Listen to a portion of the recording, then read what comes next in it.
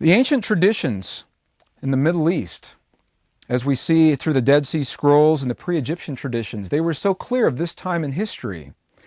They wrote entire texts. They wrote books, volumes, to a generation that they sensed would be the last generation to mature before the close of this cycle. They said to themselves, there will be a generation birthed with such power inherent in their beings, and perhaps a power that they have forgotten. Perhaps the pain of this world has moved them to a place in their lives where they've forgotten the great power that lives within them. Well, this last generation would be a generation of such strength that the challenges of the world coming to the close would push the people of that time to the very edge of who they believe they are. It will push them to the boundaries of the way they've defined their lives. In the presence of one another, there are times when they would actually push one another over that edge. And when we go over that edge, we find ourselves in a place where we've never been before sometimes. The ancients called it the dark night of the soul. Perhaps a time we lose everything that we've ever held dear. We lose the lives of loved ones. We lose our homes. We lose our jobs. We lose our direction and our focus in life. Maybe we even lose our belief system. The great challenges of life will push us to the edge, testing those belief systems, allowing us to lose everything that we hold dear.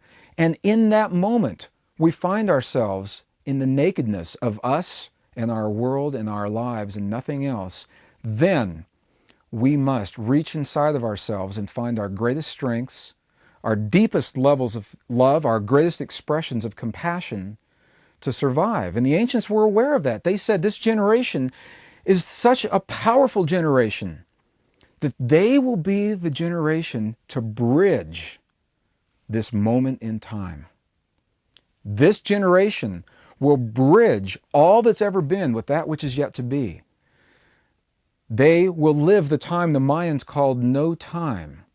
They'll walk between the worlds of spirit and matter and light and dark and time and no time. What they become at the close of one cycle becomes the foundation for all the generations at the birth of the new cycle. And this one generation has the power to elicit that ancient memory from within their beings and to lay that foundation. And they'll do it in the world of polarity. The polarity of the lightest and the light and the darkest of the dark, all the things that both have joyed and pained them, it's from within that polarity that they will rise above the polarity while they still live in it, choose to transcend the things that have hurt them the most, and those choices become the foundation for this new way of life. In their words, you are that generation. You are those who walk between the worlds. They even had a name for you. They called you who walk between the worlds. The choices that you're making this moment in your life that affirm or deny life in your body as an individual are part of a collective foundation that's being created in this moment. And that's exciting. I mean, that's very exciting. It opens up a vast array of new possibilities, and it's within this context that the ancient mode, the lost mode of prayer, becomes one of our greatest assets and also an expression of one of our greatest gifts in honoring one another and the creative forces of our world. When we talk about the predictions and the prophecies and the written texts, and so often we refer to the ancient and to the indigenous peoples of the world, I'm often asked about Christian traditions, and even the Christian traditions mark this time in history. They point to now.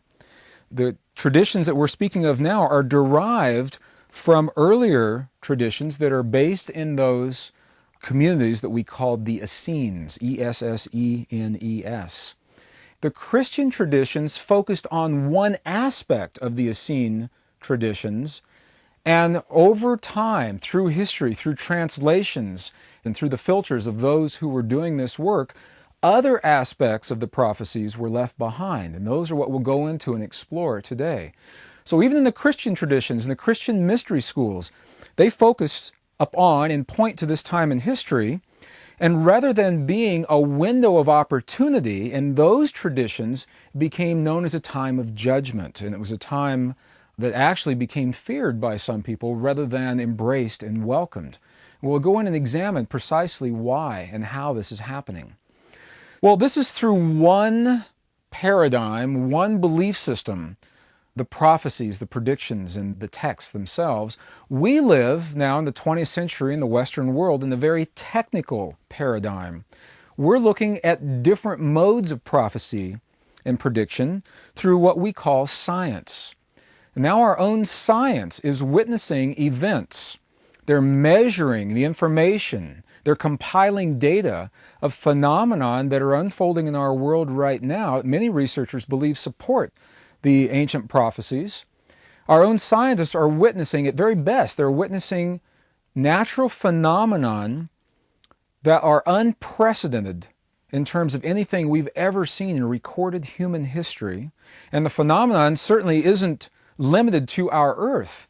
It's coming from way beyond our Earth, in places certainly that some of us have never even expected to see. When we talk about the prophecies and the predictions, as different as some are in specifics, there are certain levels of detail where they agree in general. Nearly universally, the prophecies say that at this time in history, Earth is about to change. Something's happening to Earth. They remind us that our bodies are made of the elements of the Earth. If Earth changes, we must change to accommodate those shifts. They remind us that we are the union between this mysterious force that we know as spirit and the physical world of our bodies, made of the earth, that we know as matter. We are the union of those two.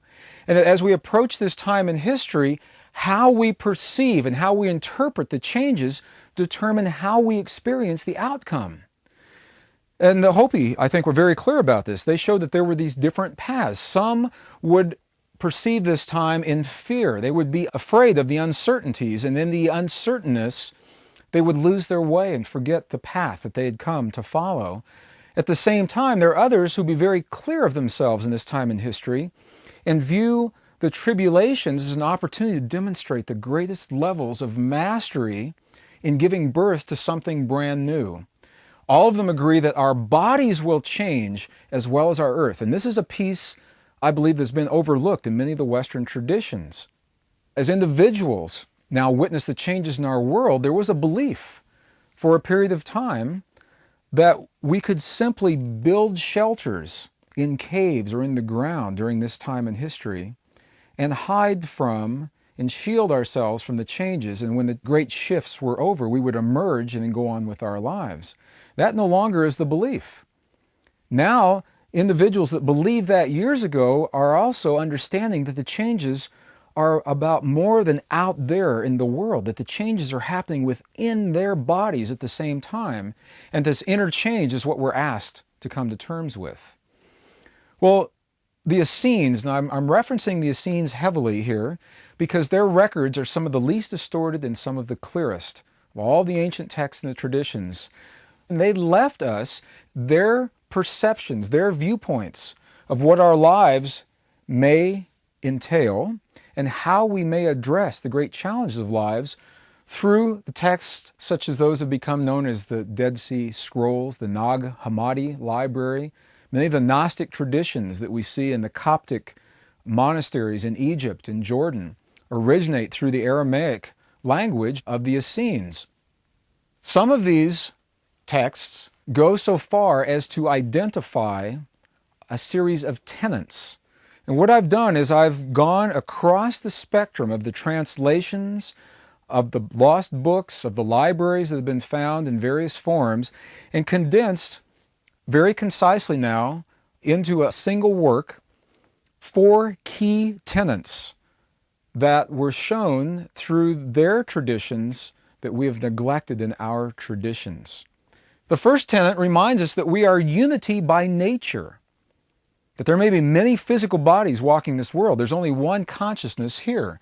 That one consciousness, the second tenet, the one consciousness reminds us that we are moving collectively toward this rare moment, this precious time in human history where we redefine the parameters of our lives and our world. The third tenet reminds us that we've always had a technology. We now may call it very precisely an internal technology that allows us direct access to the creative forces of our world and of our bodies. We call that technology prayer. And the fourth tenet reminds us that there was a science developed early on, thousands of years old. Some call it the most ancient science of compassion. It's through compassion that we're able to transcend the great challenges of history and life with grace.